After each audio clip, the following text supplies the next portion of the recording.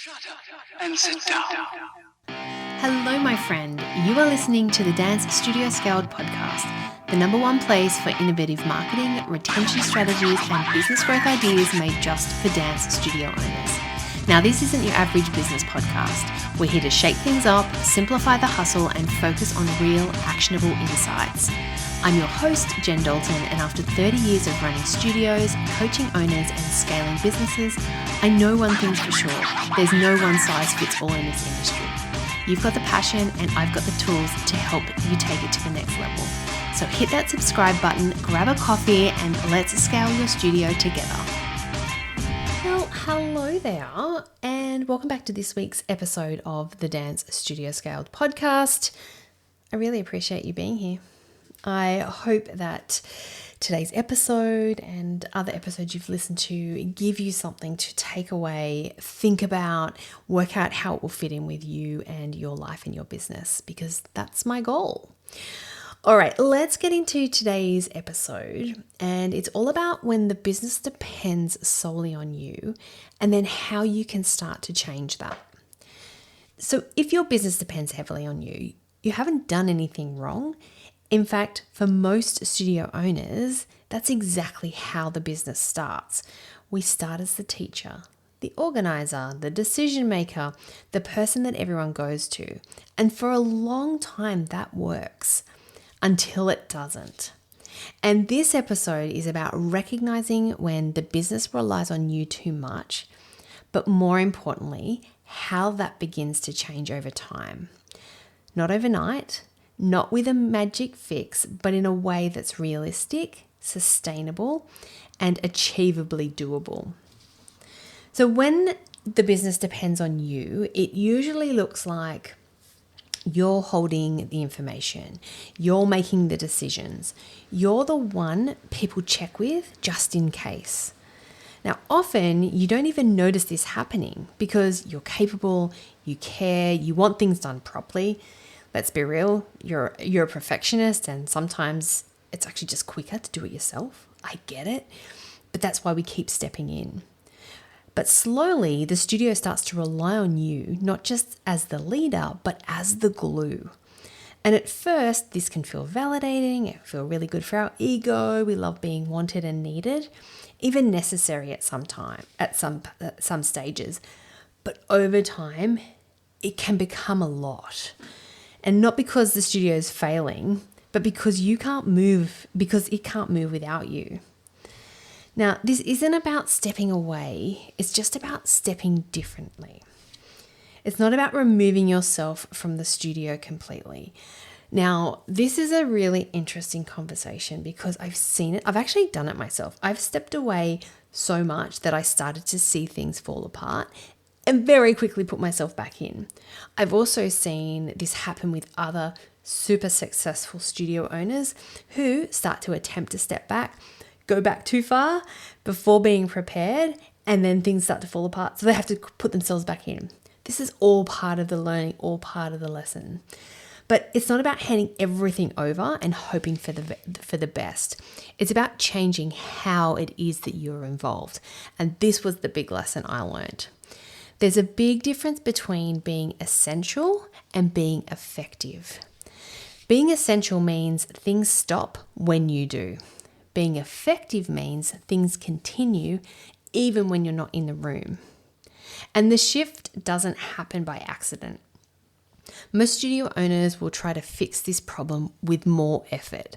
So they'll work harder, longer hours. They'll explain things again and again until they think they're being clear. They stay available, having the phone available. Call me anytime. They answer questions quickly so that nothing falls apart. And for a while, that will help. But your effort, your capacity, it has a ceiling. And at a certain point, being more involved actually reinforces the problem. Because the studio learns, if I wait, she'll handle it. If I just give it time, he'll take it over. That's not a people problem. That's a structure problem. Now, studios don't rely on owners because owners are controlling. although in some cases they probably do. They rely on them because the information lives in their head. Decisions live in their head. Processes live in their head. The right way to do things lives in their head. So when someone else needs to act, they usually will stop because they're just not quite sure. It's not because they don't care, they just don't want to get it wrong. And that's where frustration builds on both sides. So the shift away from owner dependence doesn't start with delegation. It actually starts with clarity. And clarity around things like how things are done, why decisions are made, what matters most, what's flexible and what's not. This is where the systems come in, not in a corporate-y, businessy way, but in a really practical way. Systems are simply shared understanding. So it allows people to move without waiting for you or waiting for your go-ahead or waiting for you to explain it. It also reduces that constant checking, taking the pressure off you. And it creates a really confident team and a capable team. So if you are listening to this and thinking, okay, yep, I've identified with that, but where do I start? The first thing you want to start with, it doesn't begin with a really big restructure. It starts small and intentional.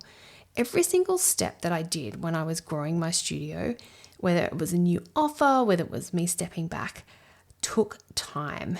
Now, could I have done it faster? Probably.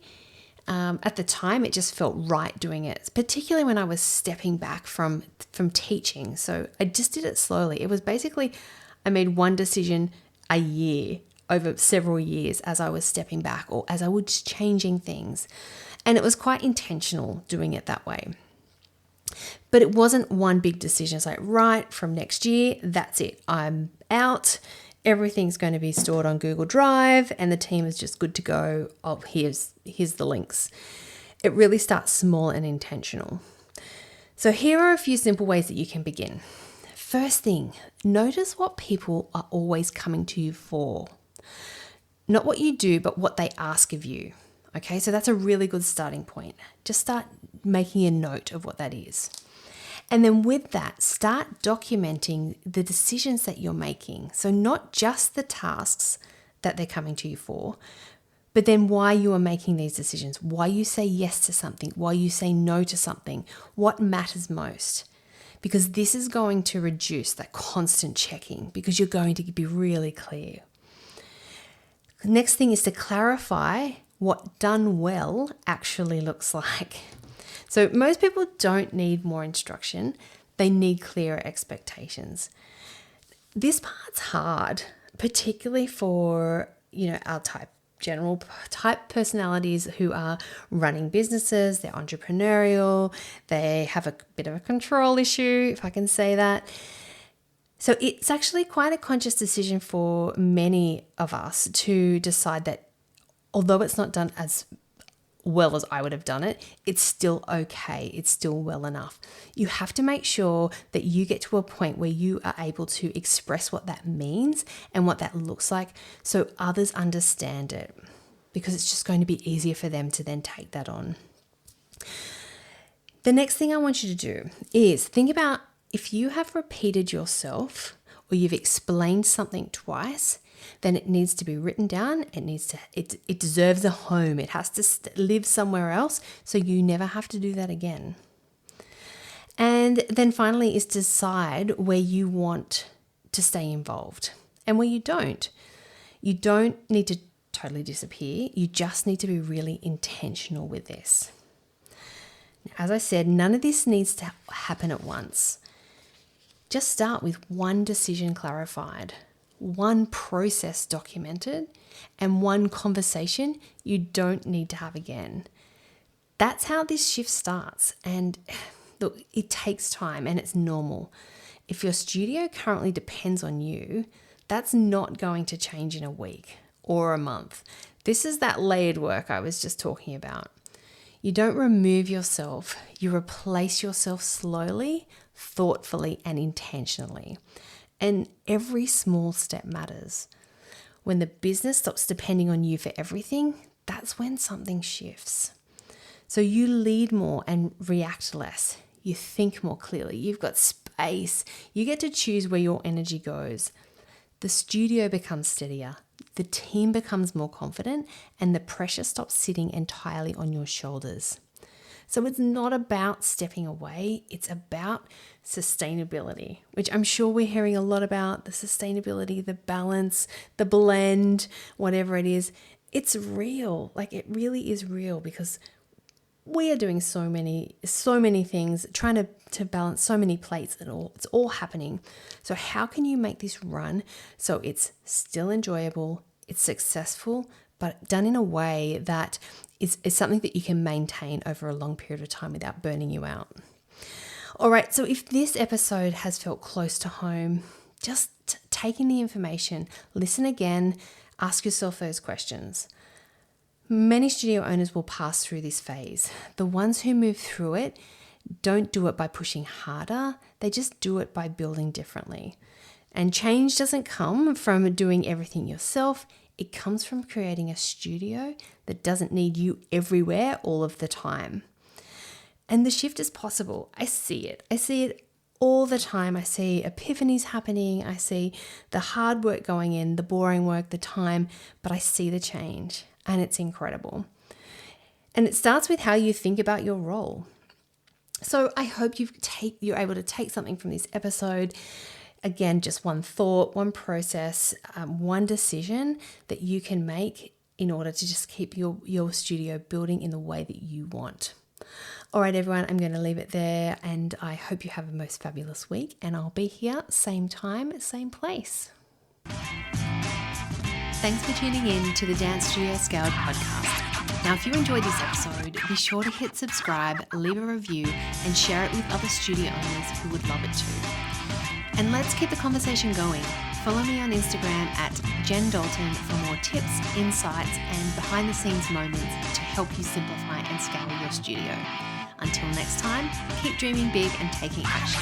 I'll see you back here soon.